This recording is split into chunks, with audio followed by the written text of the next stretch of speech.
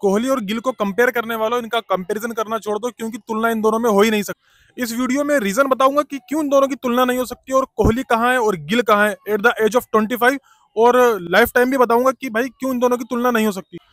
भैया जी, कोहली ने अपने प्राइम में सामना किया मिचेल जॉनसन की डेडली बॉलिंग का, मिचेल स्टार्क, जेम्स एंडरसन और स्टुअर्ट ब्रॉड जैसे गेंदबाजों की घातक स्विंग का, वो भी इन इंग्लैंड और इन ऑस्ट्रेलिया। शुभमन गिल ने इन इन चारों बॉलर्स को, स्टार्क के अलावा इन तीनों बॉलर्स का चेहरा भी नहीं देखा भाई। उसने किसको धोया, धोरा मारा तो किसके अगेंस्ट मारा? जोश टंग, बाइडन कार्स। इसके अलावा कोई बड़ा नाम बताओ। और भाई पर्थ जैसे ग्राउंड में 2 सेंचुरी लगाई है कोहली ने, उसका फोटो मेंशन कर रहा हूँ नीचे। पर्थ की तुम एक बार पिच की कंडीशन देखो, क्या हालत है भाई साहब।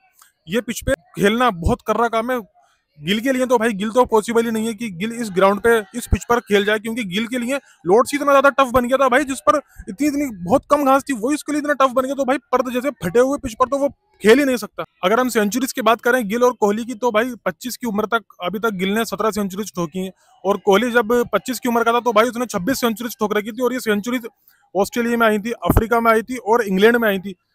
अभी तक गिल की ना तो ऑस्ट्रेलिया में कोई सेंचुरी है, ना न्यूजीलैंड में, और ना ही अफ्रीका में कोई सेंचुरी है। इंग्लैंड में भी हाल ही में अभी फ्लैट पिचेस के ऊपर सेंचुरी है। मैं ये बात नहीं बोल रहा कि गिल अच्छा प्लेयर नहीं है, काफी अच्छा प्लेयर है, लेकिन वो फ्लैट पिच का अच्छा प्लेयर है। वो ऐसे डेडली पिचेस के ऊपर नहीं खेल पाएगा, ऐसे डेडली पिचेस पे वो बिल्कुल बैटिंग नहीं कर सकता भाई। लॉर्ड्स में देख लो ना क्या हालत हुई थी, वहां तो घास फिर भी कम थी, जो रेगुलर जो घास होती है उतनी घास तो थी भी नहीं वहां पर, फिर भी गिल की हालत ये हो गई थी भाई। इसलिए इन दोनों का कंपैरिजन करना छोड़ो। और अब पिचेस भी जो है बैटिंग फ्रेंडली पिचेस बनने लग गए भाई, बैटिंग हेवन है। पहले के बॉलिंग पिच बनते थे भाई, वो तगड़े बॉलिंग पिच बना करते थे।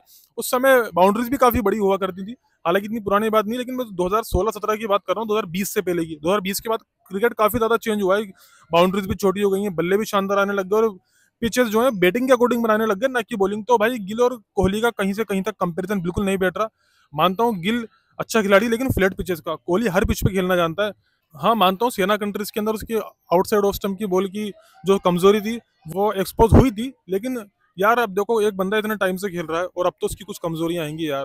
काफी टाइम से उसने अपना बेस्ट दिया अपनी टीम को, ये कमजोरी पहले नहीं थी, लेकिन अब जाके आई है वीकनेस भाई। तो इसलिए गिल और कोहली को कंपेयर करना छोड़ दो, और कोहली ही किंग है। ऐसे ही वीडियोस देखने के लिए सब्सक्राइब करो।